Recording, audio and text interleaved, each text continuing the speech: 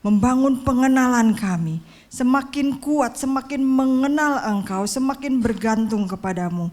Karena kami tahu Tuhan, kami tidak bisa berjalan sendiri di dalam dunia ini tanpa Engkau. Tapi bersama Yesus kami pasti bisa. Itulah sebabnya Tuhan, kami rindu menjadi murid-murid-Mu. Kami rindu punya telinga seorang murid yang siap untuk mendengarkan firman-Mu, menyimpannya di dalam hati kami, dan dimampukan untuk melakukannya dalam hidup kami sehari-hari. Terima kasih Tuhan, kami siap untuk mendengarkan firman-Mu. Mari Roh Kudus, berkaryalah dalam sesi pemberitaan firman-Mu ini. Dalam nama Yesus kami berdoa dan bersyukur. Yang percaya bersama kita katakan amin. Bapak Ibu jangan duduk dulu, boleh tengok kiri kanan depan belakangnya. Kasih salam, kasih tos, kasih sapa, bilang seneng ya lihat kamu ada di sini. Nah, kalau ada yang belum tersenyum disapa sampai tersenyum. Sudah semua? Silakan duduk Bapak Ibu Saudara. Selamat pagi. Senang sekali saya bisa berada kembali di tengah keluarga besar GBI Jatinegara Timur di tempat ini. Terima kasih Bapak Gembala dan seluruh pengurus yang masih mempercayakan saya untuk bisa berbagi firman pagi hari ini.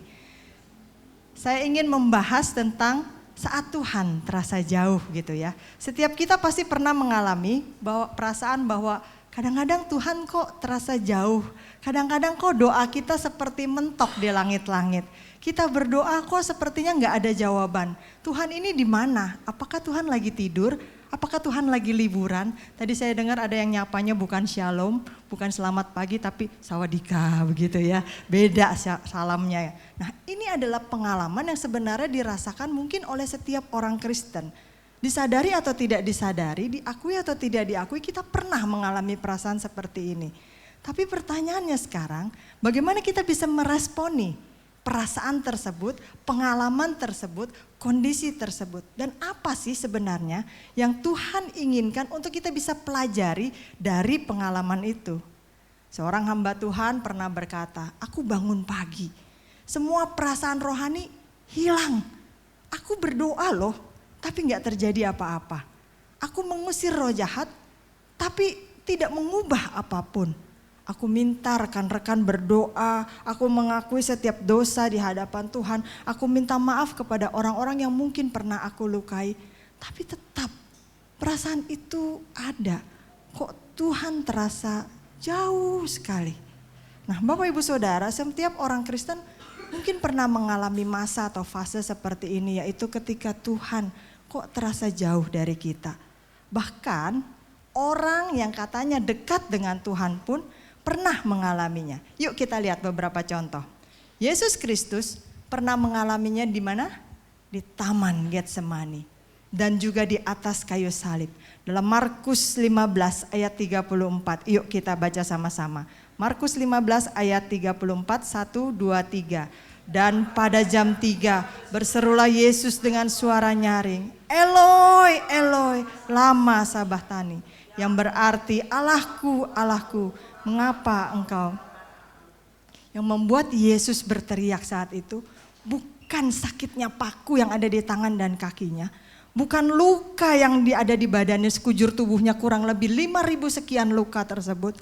Tetapi perasaan ketika Allahnya itu terasa jauh dari dia yang membuat dia berteriak Eloi, Eloi, lama sabachthani.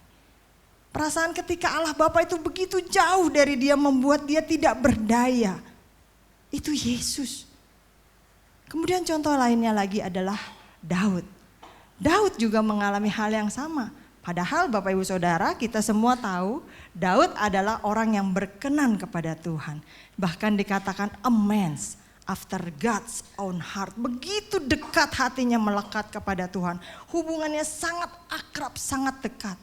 Tapi Daud juga pernah merasakan bahwa Tuhan seolah-olah jauh dan meninggalkan dia. Yuk kita lihat. Mazmur 10 ayat 1, 2, 3. Mengapa engkau berdiri jauh-jauh ya Tuhan dan menyembunyikan dirimu dalam waktu-waktu kesesakan. Daud pernah merasa Tuhan jauh padahal hatinya melekat kepada Tuhan. Satu contoh lagi, Ayub. Orang sesaleh Ayub pun pernah merasakan bahwa seolah-olah Tuhan itu jauh.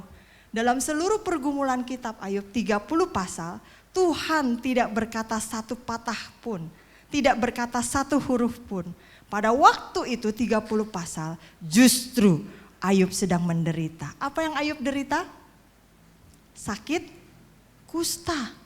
Dia harus menggaruk seluruh tubuhnya dari ujung kepala sampai ujung kaki dengan beling sampai berdarah. Cukup sampai di situ? Tidak. Istrinya meninggalkan dia, soulmate yang mungkin sudah berjanji di hadapan Tuhan dan jemaat, sehidup semati, suka dan duka. Anak-anaknya 10 orang tewas dalam sekejap. Kalau kita menghadiri rumah duka, mungkin kita hanya menyaksikan satu peti mati. Itu aja udah sedihnya setengah mati ketika orang tua ditinggalkan oleh anaknya.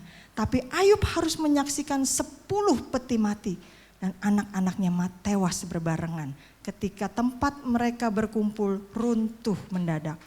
Sampai di situ hartanya juga lenyap. Kalau harta yang gak seberapa, orang bilang masih bisa dicari lagi. Tapi Ayub adalah orang terkaya di tanah kelahirannya pada waktu itu. Dan seluruh hartanya lenyap dalam sekejap. Cukup sampai di situ?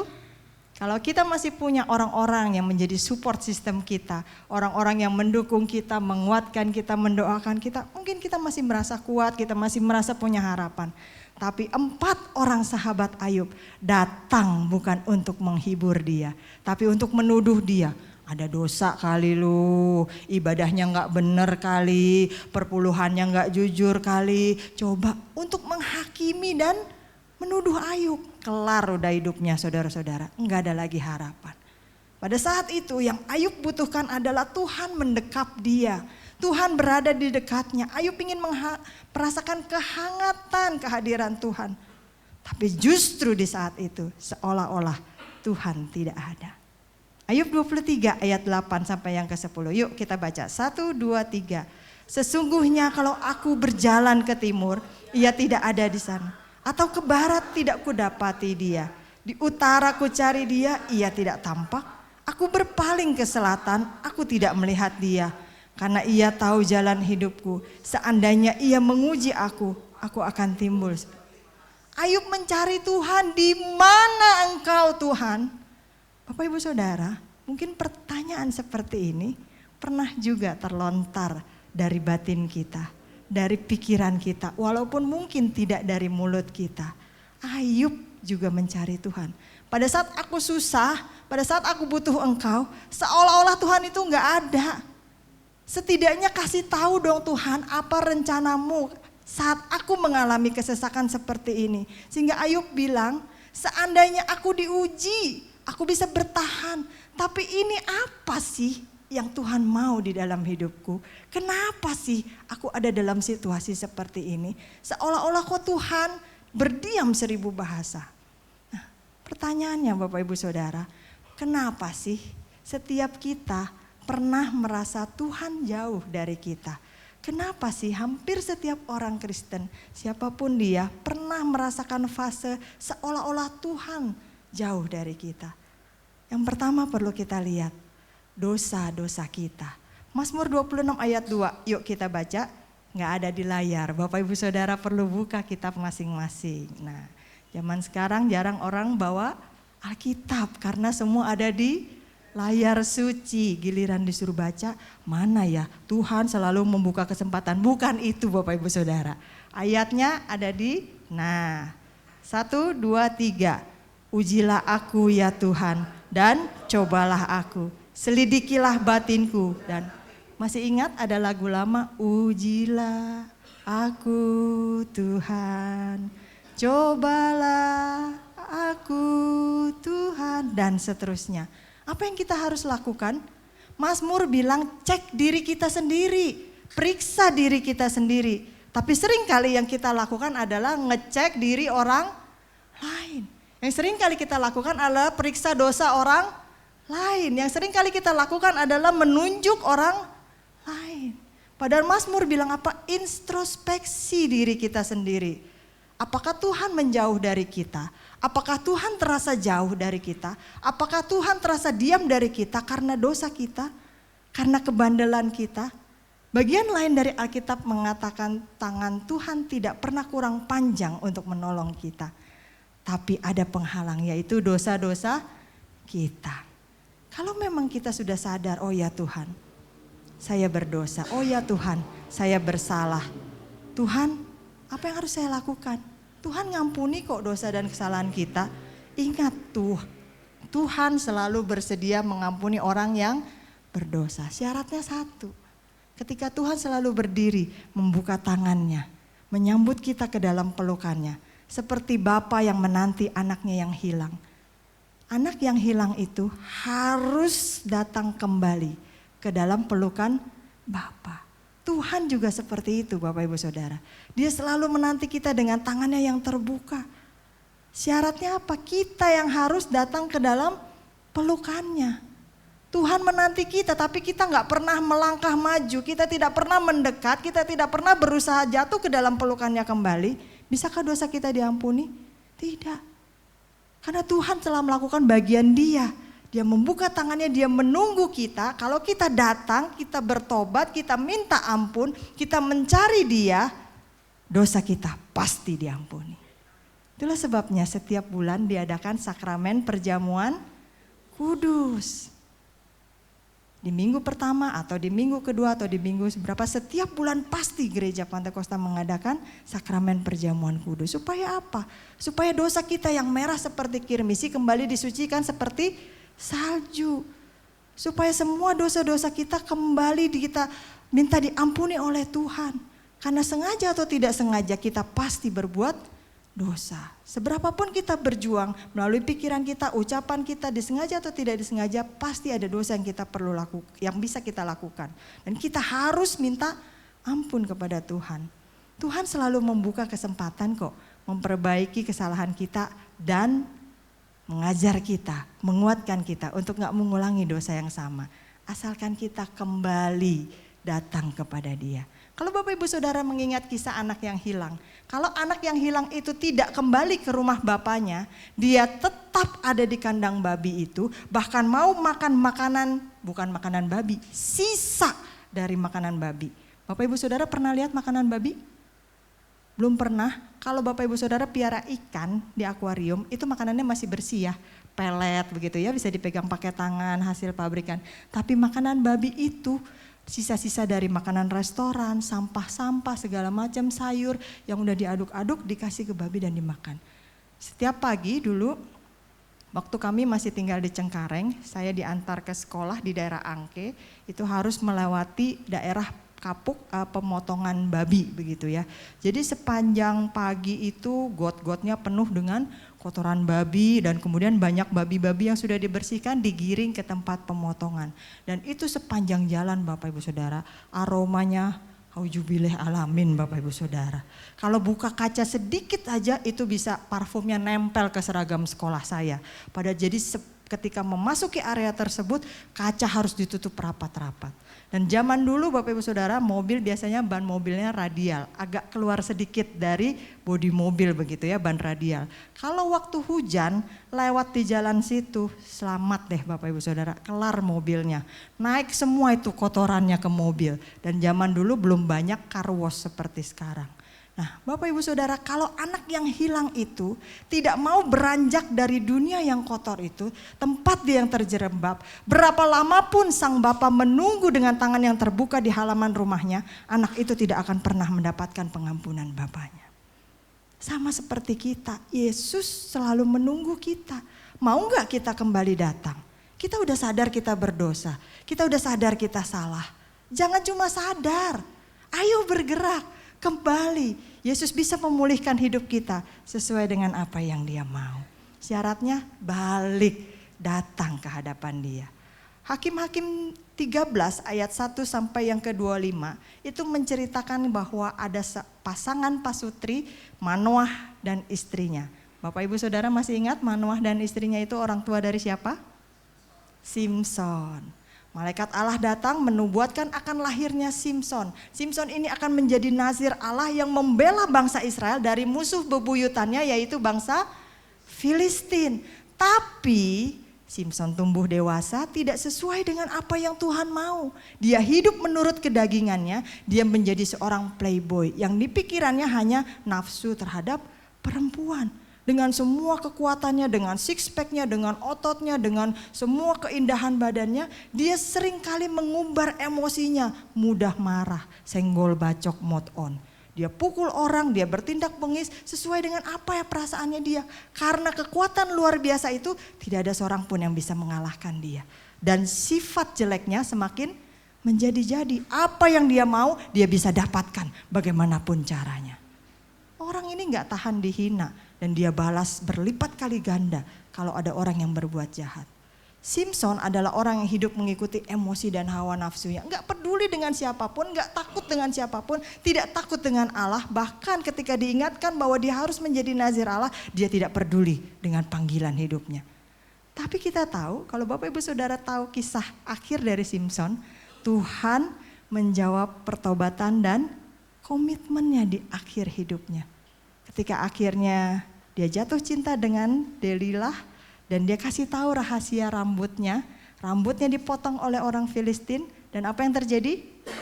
Kekuatannya hilang. Sampai akhirnya dia dijadikan budak, matanya dicungkil. Di detik-detik terakhir dari hidupnya, Simson ditampilkan di antara dua tiang besar, di tengah pesta besar orang Filistin. Disitulah dia dijadikan badut, dijadikan tontonan. Orang yang bisa memukul dengan rahang keledai 1000 orang mati seketika. Saat itu dia cuma dijadikan guyonan, ledekan. Tapi apa yang dilakukan oleh Simson? Di tengah situasi seperti itu pun ketika Simson bertobat, Allah menerima dan mengampuni. Apa yang terjadi? Kekuatannya dikembalikan saat itu juga dalam sekejap. Lalu kemudian dia robohkan tiangnya dan semua orang di situ mati seketika, termasuk Simson. Tapi yang ingin saya tekankan di sini adalah detik-detik terakhir dia bertobat pun Tuhan mengampuni. Jadi jangan terlambat. Simson bahkan dimasukkan sebagai pahlawan rohani dalam Ibrani 11 ayat 32. Yuk kita baca. Dan apakah lagi yang harus aku sebut? Sebab aku akan kekurangan waktu apabila aku hendak menceritakan tentang Simson, Yefta, Daud. Nama Simson disebut di antara para tokoh rohani. Karena apa? Karena dia bertobat. Allah mengampuni dosanya. Contoh lain, Yakub adalah seorang pembohong atau penipu. Berapa kali dia menipu? 2 kali Bapak Ibu Saudara. Dalam Kejadian 25 ayat 29 sampai 34. Yakub menipu kakaknya Esau untuk apa? Hak kesulungannya. Dengan apa? Semangkuk bubur kacang merah. Kalau sepanci besar, kalau sebaskom mungkin masih mendingan. Ini hanya semangkuk. Jadi Bapak Ibu bisa bayangkan betapa Esau itu sama sekali tidak menghargai hak kesulungannya. Dia lebih mementingkan hawa nafsunya. Saat itu dia lapar, semangkuk pun ya udahlah ambil aja, yang penting saya bisa makan. Yakub menipu Esau. Oke, saya kasih, kamu berikan hak kesulunganmu. Lalu dia tipu lagi ayahnya. Kejadian 27 ayat 1 sampai yang ke-40. Yakub menipu Ishak untuk mendapatkan berkat kesulungannya. Karena berkat kesulungan itu hanya boleh diterima oleh orang yang memiliki hak kesulungannya. Pada saat itu Ishak matanya sudah buta karena lanjut usia, sehingga dia bisa ditipu. Tapi oleh orang yang menjadi penipu seperti ini pun, Yakub nama belakangnya Tipsani, Bapak Ibu Saudara. Tipu sana sini begitu ya. Tetap ada pengampunan. Ketika dia bertobat dan memohon, Tuhan memberkatinya. Tuhan memberkatinya. Tuhan mengampuninya. Bahkan nama Yakub yang artinya cerdik, licik, penipu diganti oleh Tuhan menjadi Israel, kekasih Allah, pejuang Allah. Dalam Kejadian 32 ayat 25 sampai 31. Artinya bisa kok. Hidup kita serusak apapun, dosa kita segelap apapun, kesalahan kita sebesar apapun, kalau kita minta ampun kepada Tuhan, bisa Tuhan ampuni. Pertanyaannya, mau gak kita diampuni oleh Tuhan? Gak cukup sampai hanya sadar. Contoh terakhir, Petrus. Bapak Ibu Saudara tahu Petrus? Petrus adalah salah seorang dari 12 murid Tuhan Yesus. Ketika Yesus ditangkap dan diadili, apa yang dilakukan oleh Petrus? Menyangkal Yesus berapa kali? 3 kali. Dan ini sudah dinubuatkan oleh Yesus pada waktu itu. Sebelum ayam berkokok, kau akan menyangkal aku 3 kali. Mungkin waktu itu Petrus bilang apa? Enggak mungkin, aku padamu Tuhan, cintaku padamu, aku setia padamu, imanku teguh dan segala macam. Mungkin pada saat itu dia menyangkal. Tapi apa yang dinubuatkan oleh Allah selalu terjadi. Sebelum ayam berkokok 3 kali, Petrus sudah menyangkal Yesus 3 kali. Tapi apa yang terjadi ketika dia bertobat, ketika dia menyadari kesalahannya, ketika dia kembali kepada imannya, Tuhan memulihkan Petrus sehingga dalam 1 kali berkhotbah di hari Pentakosta, 3.000 orang bertobat. Bisa kok Tuhan pulihkan kalau kita mau kembali. Yuk kita baca Kisah Rasul 2 ayat 41, 1, 2, 3. Orang-orang yang menerima perkataannya itu memberi diri dibaptis dan pada hari itu jumlah mereka bertambah kira-kira 3.000 jiwa. Baru 1 kali berkhotbah, belum di follow up dan sebagainya, 3.000 jiwa. Bukan karena Petrus bisa, bukan karena Petrus mampu, dia hanya seorang nelayan yang tidak berpendidikan. Bahkan seorang pengecut yang ketika ditanya menyangkal Yesus 3 kali. Tapi kenapa dia bisa dimampukan seperti itu? Ketika dia bertobat, Allah memulihkan hidupnya sesuai dengan panggilan Tuhan. Selalu ada pengampunan dan kesempatan dipulihkan bagi orang-orang yang berdosa yang mau bertobat. Colek sebelahnya, yuk mau yuk. Yang kedua, mengapa Tuhan bisa terasa seolah-olah jauh? Karena mungkin ujian iman Bapak Ibu Saudara. Ketika kita diperhadapkan dengan ujian bagi iman kita dengan berbagai hal, sebenarnya apa sih yang Tuhan mau? Satu hal, Tuhan pengen kita tetap percaya dan yakin kepadanya meskipun seolah-olah doa kita belum dijawab. Meskipun seolah-olah pekerjaan yang kita inginkan belum didapat. Meskipun seolah-olah jodoh belum ada di depan mata kita. Meskipun seolah-olah Tuhan terasa begitu jauh dan berbeda dari fakta apa yang kita inginkan. Tuhan ingin menguji kita, apakah kita masih percaya sama Dia? Apakah kita masih taat? Apakah kita masih setia kepadanya? Walaupun apa yang kita harapkan, apa yang kita doakan belum terwujud di depan mata kita. Atau apakah sebagai orang Kristen kita hanya mau terima hal-hal yang baik saja? Kita hanya mau bersyukur ketika penyakit kita disembuhkan, ketika doa kita dijawab oleh Tuhan, ketika kita mendapatkan promosi dan bukan PHK. Bapak Ibu Saudara, Tuhan ingin kita lulus dari ujian iman ini. Sehingga kita bisa naik level. Sehingga kita bisa lebih dipromosikan oleh Tuhan. Bagaimana caranya? Menunjukkan kepercayaan kita yang sungguh-sungguh. Yuk kita baca seperti yang dikatakan oleh Habakuk. 1, 2, 3. Sekalipun pohon ara tidak berbunga, pohon anggur tidak berbuah, hasil pohon zaitun mengecewakan. Sekalipun ladang-ladang tidak menghasilkan bahan makanan, kambing domba terhalau dari kurungan, dan tidak ada lembu sapi dalam kandang.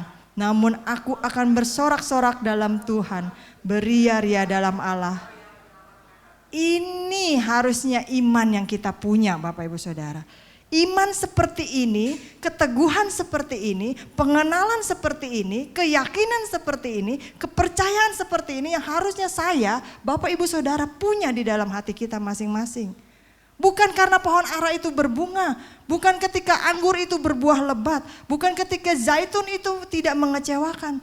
Tapi sekalipun doa kita belum dijawab, masihkah kita mau percaya kepadanya? Sekalipun penyakit kita belum disembuhkan, masihkah kita mau berdoa kepadanya? Sekalipun kita di PHK padahal kita sudah rajin melayani Tuhan, masihkah kita mau melayani Tuhan? Sekalipun semua doa kita seolah-olah mentok di langit-langit, masihkah kita mau beribadah kepadanya? Jadi bukan walaupun, sekalipun kenyataan berbeda dengan apa yang kita doakan, masih enggak kita berpegang kepada iman kita? Kehidupan rohani kita harus berdasarkan kepada iman dan pengharapan kepada Tuhan lebih dari segala sesuatu. Jangan hanya mengandalkan perasaan kita aja Bapak Ibu Saudara. Karena kita tahu perasaan ini mudah berubah. Sebentar kita happy. Dengar berita gak baik, langsung berubah mood kita. Sebentar kita senang-senang, keluar dari ruang ibadah, lihat mobil kita keserempet, langsung berubah mood kita. Jika kita hanya mengikuti perasaan kita, mungkin seringkali kita lebih sedikit berdoa. Males menyembah Tuhan, males ibadah. Tar sok deh, minggu depan aja deh. Karena apa? Lagi gak mood, maaf ya Bapak Gembala, maaf ya Ibu Gembala, maaf ya para pengurus, nanti deh minggu depan kali moodnya udah datang. Mungkin tidak setiap hari loh ketika kita berdoa kita merasakan kedekatan dan kehangatan dengan Allah. Mungkin tidak setiap kali loh ketika kita menyembah ada terasa aliran yang hangat di dalam hati kita. Tapi tetap harus kita lakukan. Untuk apa? Menjaga relasi dengan Tuhan.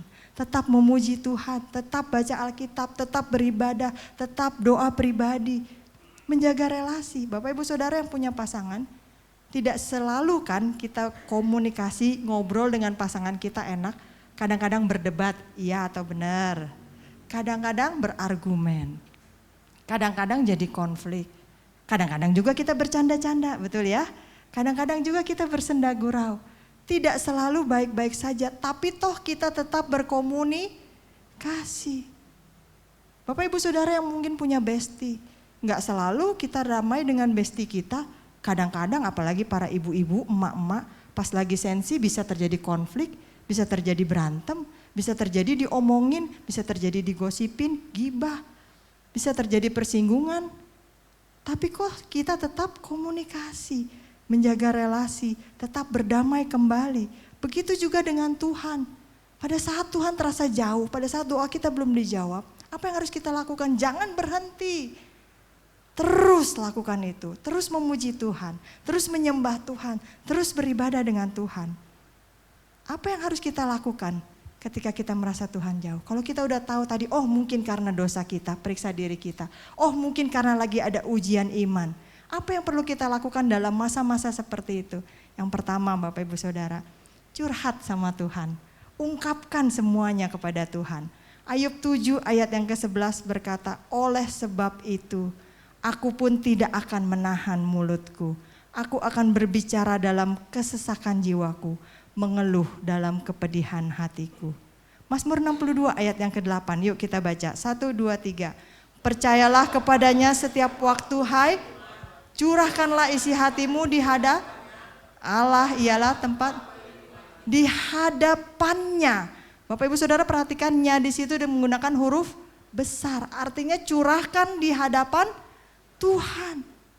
Kalau kita bicara sama orang, orang bisa bosen. Kalau kita bicara sama orang, orang bisa ngomongin kita. Kalau kita bicara sama orang, kita bisa dapat nasihat yang salah, pendapat yang salah. Tapi kalau kita curahkan isi hati kita kepada Tuhan, Tuhan gak pernah bosen dengerin kita.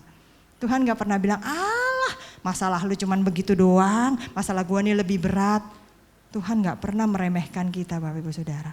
Bahkan bahasa air mata sekalipun dia mengerti. Kadang-kadang karena begitu berat beban kita udah gak bisa lagi ngomong. Ingat kisah Hana, bagaimana dia dianggap mabuk, perempuan mabuk sampai dia diusir ketika dia berdoa di bait Allah. Karena kesesakannya begitu berat, begitu susah sehingga dia gak bisa lagi berkata-kata, cuma bisa menangis dan mungkin gak jelas ucapannya. Kadang-kadang mungkin kita pernah merasa hal seperti itu. Tapi itu pun Tuhan paham loh. Itu pun Tuhan mengerti. Setiap tetes air mata kita ditampung dalam kirbatnya. Karena Tuhan mau dan mampu menerima seluruh keluh kesah kita. Seluruh unek-unek kita. Bahkan Tuhan senang loh kalau kita cerita sama dia. Karena itu artinya kita percaya sama dia. Bapak Ibu Saudara, kalau kita punya cerita, kita gak cerita kepada setiap orang. Betul apa benar? Kita pasti kepikiran menyampaikan berita tersebut kepada orang yang paling dekat sama kita. Mau itu berita senang, mau itu berita sedih, kita akan sampaikan kepada orang yang terdekat. Yang kita WA, yang kita telepon. Kita curhat sama orang itu, kita sampaikan, hari ini ternyata udah dapet loh gaji ke-13-nya. Ternyata THR udah turun loh. Atau hari ini ternyata aku gak dapet promosi di kantor. Ternyata hari ini aku gak bisa bayar kontrakan. Terpikir satu orang yang paling dekat dengan kita untuk kita curhatin isi hati kita, untuk kita ceritakan. Tuhan seneng loh dengar curhatan kita. Karena artinya kita percaya dan dekat dengan Dia. Tapi seringkali kita lupa bahwa ketika kita mengalami kesulitan, yang kita butuhkan adalah pertolongan Tuhan. Kita curhatnya sama orang lain di sekitar kita, dan Tuhan jadi yang paling akhir. Kalau orang lain udah gak mau dengerin kita, baru deh datangnya ke Tuhan. Matius 18 ayat yang ketiga berkata, aku berkata kepadamu, sesungguhnya jika kamu tidak bertobat dan menjadi seperti anak kecil ini, kamu tidak akan masuk ke dalam kerajaan sorga. Kenapa Tuhan bilang anak kecil? Karena anak kecil, Bapak Ibu Saudara, itu selalu percaya kepada orang tuanya atau orang dewasa. Saya berikan contoh. Kalau ada anak kecil, dia punya teman main, temannya punya mobil-mobilan yang bagus. Biasa anak kecil main sama-sama terus jadi rebutan. Waktu jadi rebutan, dia pulang ke rumahnya nangis. Dia lapor sama papa mamanya. Aku mau main mobil-mobilan itu, kok gak dikasih sih, pelit segala macam. Mama atau papanya pasti akan bilang, ya udah gak apa-apa, gak usah rebutan, itu kan punya dia. Nanti mama belikan yang baru, nanti papa beliin yang lebih bagus. Begitu kan biasanya ya, udah dibeliin belum? Tapi anak ini akan kembali keluar, nyamperin temennya yang tadi dia berantem itu, dia akan bilang, weh nanti aku akan punya mobilan yang lebih bagus dari itu. Lalu kemudian keluar imajinasinya, mobil kamu gak bisa terbang, mobil aku nanti bisa terbang. Mama aku akan beliin mobil yang lebih cepat, papa aku akan beliin gini. Dia percaya, belum didapat, belum ada di dalam tangannya, tapi dia percaya. Karena apa? Orang tuanya yang menjanjikan hal itu. Sehingga Yesus bilang apa? Kalau iman kamu tidak seperti anak kecil ini, kamu tidak akan masuk ke dalam kerajaan surga. Artinya apa? Percaya penuh seperti iman anak kecil. Kepada apa? Kepada janji. Janji siapa? Janji manusia? No. Janji Bapa di dalam surga. Janji itu mungkin kita gak bisa ingat, tapi kita yakin setiap janjinya pasti akan dia genapi. Apapun itu, kalau dia bilang aku memegang kau dengan tangan kananku yang membawa kemenangan, pasti dia akan lakukan itu. Sekalipun saat itu Tuhan terasa jauh, tapi janji itu tetap terrealisasi di dalam hidup kita. Punya iman seperti anak kecil. Kalau ada apa-apa, lari ke Bapa di surga. Kalau butuh sesuatu, lari ke Bapa di surga. Iman seperti anak kecil, bergantung penuh, percaya penuh. Yang kedua, apa yang harus kita lakukan? Ingat-ingat lagi janji Tuhan. Ada banyak janji Tuhan di dalam Alkitab. Yesaya 41 ayat yang ke-10. Yuk kita baca. 1, 2, 3. Janganlah takut sebab aku menyertai engkau.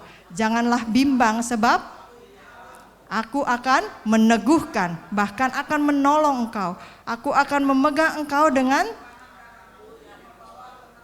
Nah, ketika kita merasa seolah-olah Tuhan jauh, tetap ingatkan jiwa kita. Tuhan sebenarnya tetap ada di dekat kita. Terkadang Tuhan tanda petik sengaja membuat kita tidak merasakan kehadirannya. Karena dia melatih iman kita.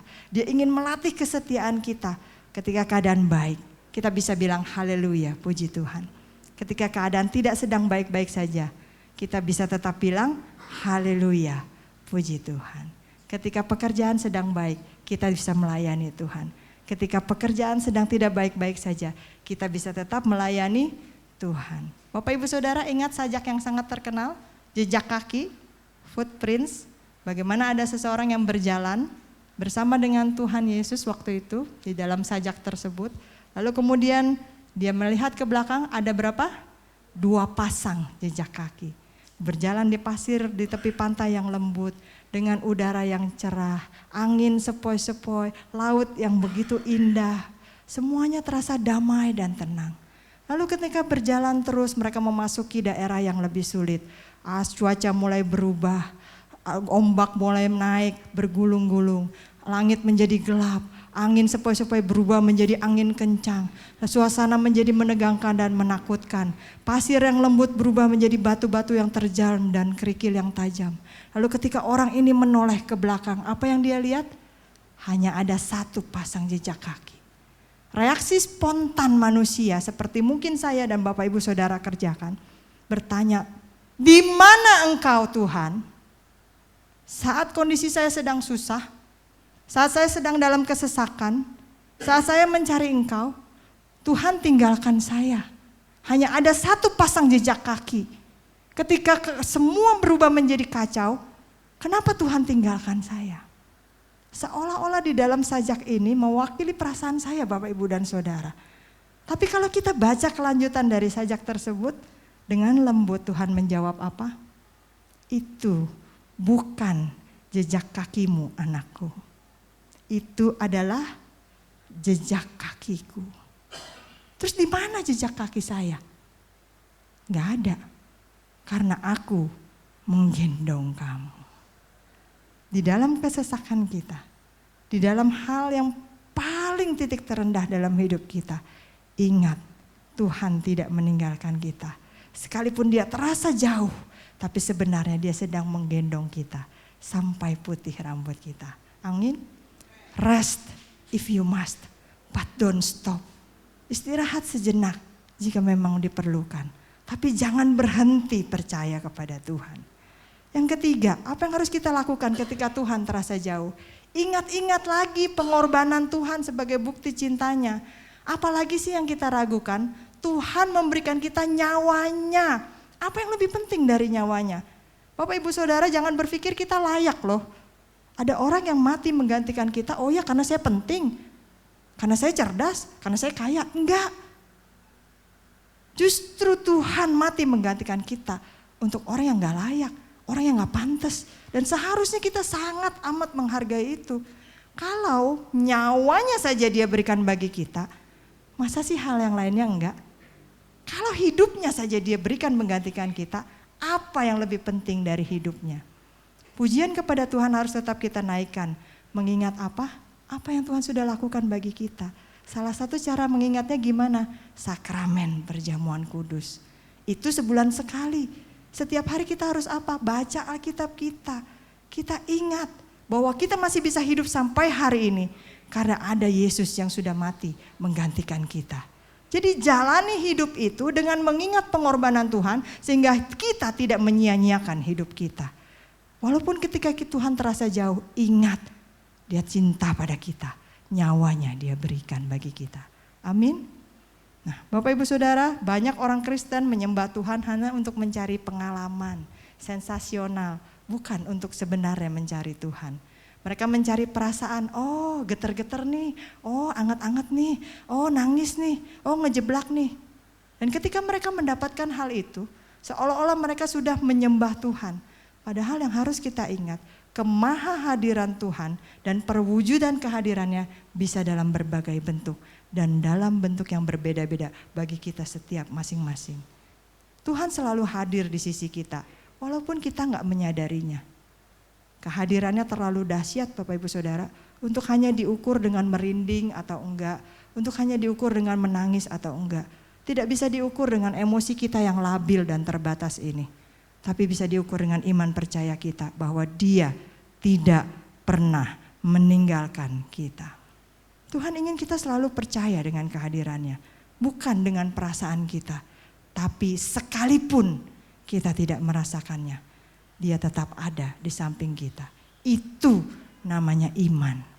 Karakter Tuhan gak pernah berubah. Gak tergantung dari perasaan kita, gak tergantung dari keadaan kita. Saat kita merasa Tuhan jauh, ingat.